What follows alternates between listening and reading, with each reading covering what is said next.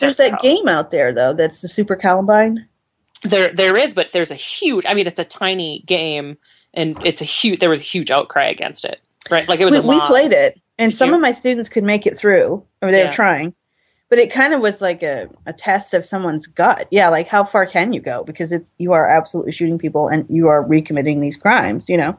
So I wonder if in our discourse right now, like we don't. I mean, we eat meat, right? A lot of people eat meat, and animals are sort of treated terribly in that situation. But if like dog fighting is just something that we can't handle, like our discourse just shuts it down. Like we can't talk about it right now.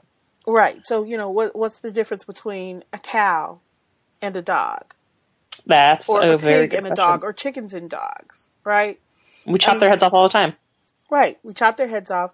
I mean, if we talk about commercial meat farming, right? Mm-hmm. And the way that animals get treated for the most part in commercial meat farming. And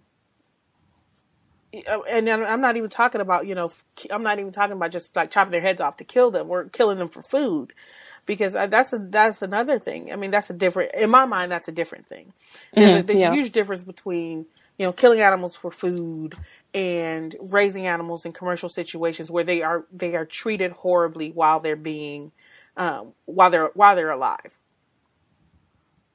I mean, and so that's always it, but it's okay to treat animals for that way because you're going to eat them, but not okay to treat dogs that way because, I assume you're not going to eat them.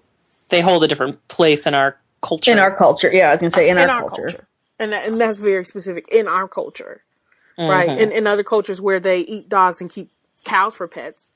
That's right. They may think that what we do is totally inhumane. I'm sure. So why do you think it just gets shrugged? I mean, I think it goes back to what Alex and what you've talked about on our blog, that there is this sort of mentality about women. I mean, people can cry all they want, and it's just like, shut up, it's a game, take it easy, And then this dog one comes up, and it's like, oh, it gets all this press, You're a fucking cow in the West, Sarah. I mean, that's... Wait, what? I don't know. You're a cow. That was either mean or brilliant, I don't know. That's what I was thinking. I'm like, wait a minute, how do I answer this? Please continue, Sam. You're a cow in the West. It is okay. You as in not you particularly, Sarah White. That might make you as a woman. We're taking on an alternate persona. Oh, a woman. I get it. I get where you're cow in the West. I mean, it's okay for you to be mistreated, for you to suffer these violences because you are not as valued as. I mean, and if you look at the games that we see, I'm going to say, just even if you look at the kind of games that you see in the app stores, right?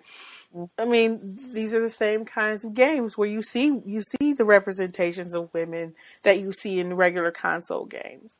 Nobody is, complaining because there are GTA games or GTA games and GTA clones, half naked women, strutting about in various and sundry ways, women who are